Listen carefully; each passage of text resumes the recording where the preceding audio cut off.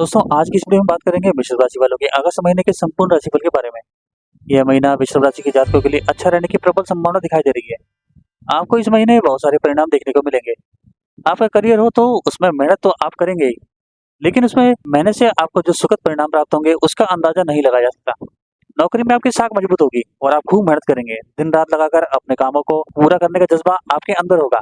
आपके इसी काम के जज्बे की वजह से आपके वरिष्ठ अधिकारी आपसे प्रसन्न रहेंगे और आप उनकी कृपा का पात्र बनेंगे। व्यापार जगत के लोगों के लिए भी यह महीना अनुकूल रहने वाला है। आपके व्यापार में अच्छी वृद्धि होने के योग बनेंगे।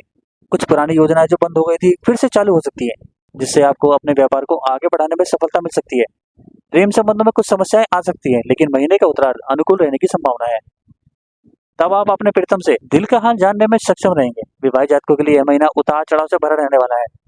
फिर भी देवगुरु बृहस्पति की कृपा से आप अपने रिश्ते में समझदारी दिखाते हुए अपने वैवाहिक जीवन को खुशनुमा बना पाएंगे। विद्यार्थियों के लिए यह महीना उतार चढ़ाव से भरा रहने वाला है। आपकी एकाग्रता में कमी आएगी, लेकिन महीने के उत्तरार्ध में बुध और शुक्र के प्रभाव से आपको शिक्षा में अच्छे परिणाम मिलने शुरू हो जाएंगे। यदि आप विदेश जाना चाहते हैं तो उसके लिए अभी प्रतीक्षा करने का समय है। विदेश में गए हुए लोगों को कुछ समय के लिए संघर्ष करना पड़ सकता है। स्वास्थ्य को लेकर ज्यादा समस्याएं दिखाई नहीं दे रही। बस आपके बीच बीच में अपने खान पान की आदतों पर ध्यान देते रहना चाहिए। चलिए बात कर लेते हैं आपके कार्य क्षेत्र यानी करियर की।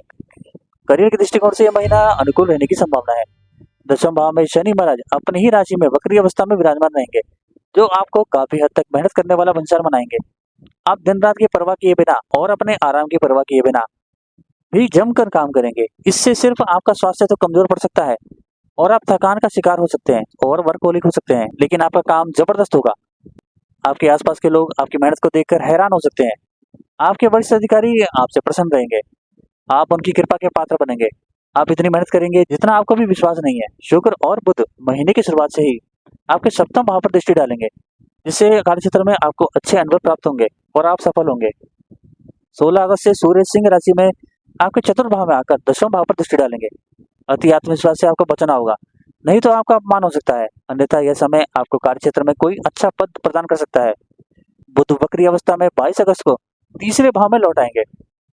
इस दौरान अपने से कुछ भी बात कहने से पूर्व कई बार सोच लें, क्योंकि वो इसका गलत फायदा उठा सकते हैं। छठे भाव के स्वामी शुक्र चतुर्थ भाव में बैठकर आपको नौकरी में सुख प्रदान करेंगे और आपको अपनी कृपा से अनेक सफलताएं मिलेंगी। इस दौरान नौकरी में बदलाव के संकेत भी मिल सकते हैं।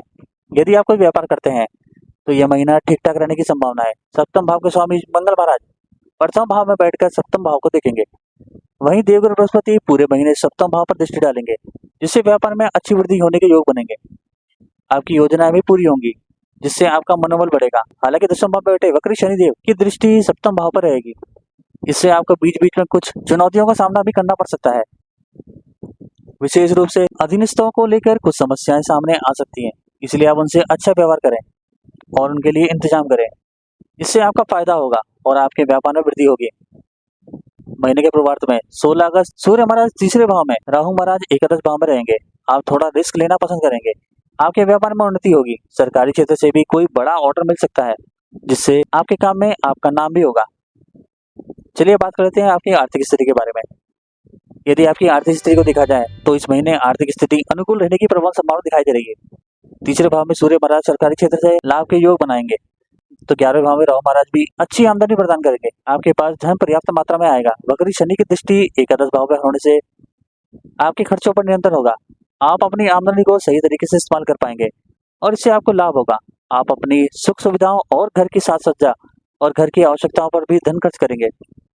महीने के उत्तरार्ध में भाई बहनों के ऊपर भी धन खर्च करना पड़ सकता है। मंगल महाराज 26 अगस्त को दूसरे भाव में जाने से आर्थिक स्थिति प्रबल होगी। भारी व्यापार से और भारी संपर्कों से भी धन लाभ के योग बनेंगे। आप इस महीने अच्छा धन प्राप्त कर सकते हैं और धन का सदुपयोग करने से वह धन कई गुना बढ़ सकता है। आपके खर्चे इस महीने नियंत्रण में रहेंगे। यह सबसे महत्वपूर्ण बात रहने वाली है, इसलिए आप अपनी ओर से धन सचित करने में कोई कमी बाकी न रखें। यह महीना आपकी आर्थिक स्थिति को हर तरीके से आगे बढ़ाने वाला महीना साबित होगा। किसी के कहने में आकर उल्टा सीधा निवेश करने से बचें। पूरी जांच पड़ताल के बाद ही आगे बढ़ने का लाभ होगा। परिवार के किसी सदस्य के स्वास्थ्य पर धन खर्च करना पड़ सकता है। चलिए बात कर लेते हैं आपकी हेल्थ यानी स्वास्थ्य की। यह महीना स्वास्थ्य के दृष्टिकोण से वैसे तो अनुकूल रहने की संभावना है। आपके राशि स्वामी शुक्र महाराज भी चतुर्थ भाव में रहेंगे और शनि की दृष्टि भी उनके ऊपर रहेगी, लेकिन बीच बीच में आपको छोटी मोटी स्वास्थ्य समस्याओं का सामना करना पड़ सकता है।